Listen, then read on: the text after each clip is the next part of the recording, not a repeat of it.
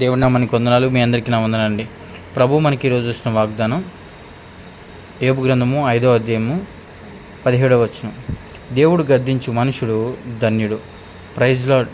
ప్రభు ఈరోజు మనతో స్పష్టంగా యోబు గారి ద్వారా మనతో చెప్తున్న మాట ఏంటంటే, ప్రభు గద్దించిన మనుషుడు ధన్యుడంట. అవును కదండి. యోబు కూడా దేవుడు గద్దింపుకు లోబడ్డాడు. అలా అని దేవుడు గద్దించాడా? కానీ గద్దించలా.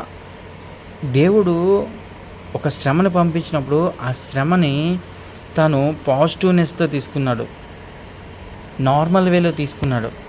ఈరోజు దేవుడు మనల్ని దిద్దుబాటు చేయాలనుకున్నప్పుడు, ఆయనకి ఇష్టమైన మార్గంలో మనల్ని నడిపించాలనుకున్నప్పుడు ఆయన ఏం చేస్తాడంటే మనల్ని గద్దిస్తూ ఉంటాడు. మనల్ని కొన్ని బాధల గుండా పంపిస్తూ ఉంటాడు. కొన్ని సాతాను యొక్క తంత్రాల గుండా పంపిస్తూ ఉంటాడు. కానీ మనము స్థిరంగా ఉండాలని ఆయన ఏం చేస్తాడంటే రెట్టింపు ఘనత ఇవ్వాలనుకొని దేవుడు ఆ శ్రమ గుండా మనం వెళ్తున్నప్పుడు ఎక్కడ తొట్టిల్లిపోకుండా, ఎప్పుడు పడిపోకుండా ఉండాలని మనల్ని ఏం చేస్తాడంటే గద్దిస్తూ ఉంటాడు, మనల్ని దిద్దుబాటు చేస్తూ ఉంటాడు. ఈరోజు నువ్వు దేవుని గద్దింపులో ఉన్నావా? లేదంటే ఇంకెవరైనా గద్దింపులో ఉన్నావా? నువ్వు దేవుని గద్దింపులో ఉన్నావు అనుకో, దేవుడు రెండంతల ఆశీర్వాదం ఇవ్వడానికి సిద్ధంగా ఉన్నాడు.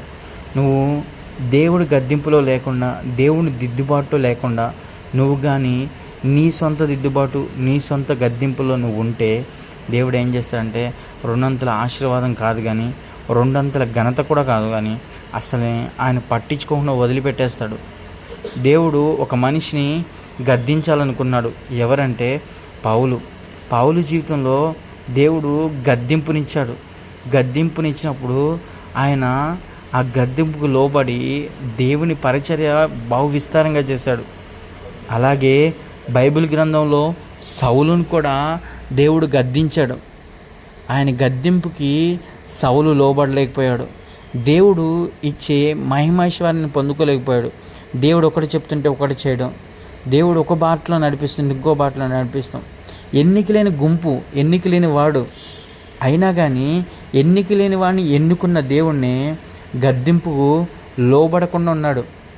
ఈరోజు ఈ వాగ్దానం చేత పట్టుకున్న నీవు, నీ జీవితంలో నీ దేవుడు ఉన్నాడా?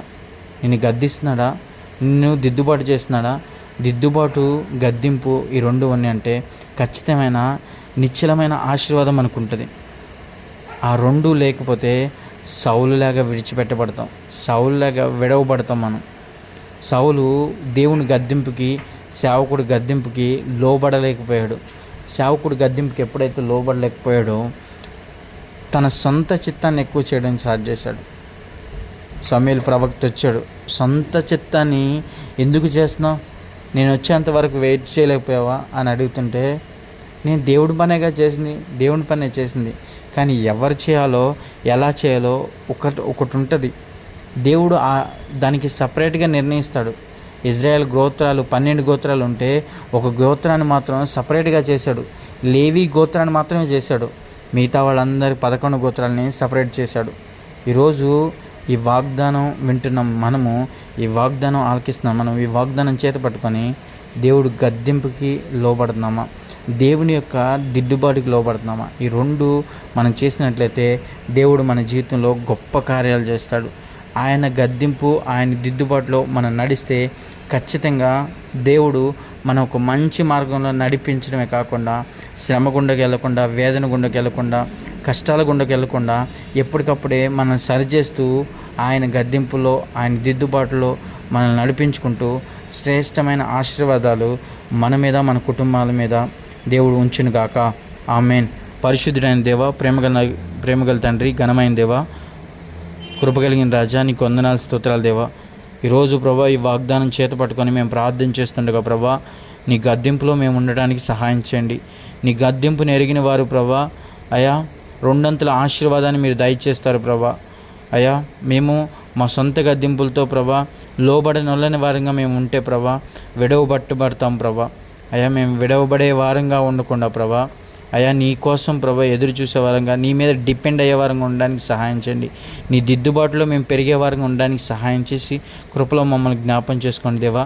ఈరోజు ఈ వాగ్దానం చేతపట్టుకొని ఎవరైతే ప్రార్థన చేస్తున్నారో ప్రభా, ఖచ్చితంగా వాళ్ళని నీ గద్దింపులో, నీ నడిపింపులో ప్రతి ఒక్కరిని నింపుదల చేసినందుకు నీకు వందనాలు స్తోత్రాలు చెల్లిస్తూ సమస్త ఘనత మహిమ ప్రభావాలు మీరు మాత్రం పొందుకొని యేసు పరిశుద్ధ నామమున సమర్పించుకుంటున్నాం తండ్రి. ఆమేన్.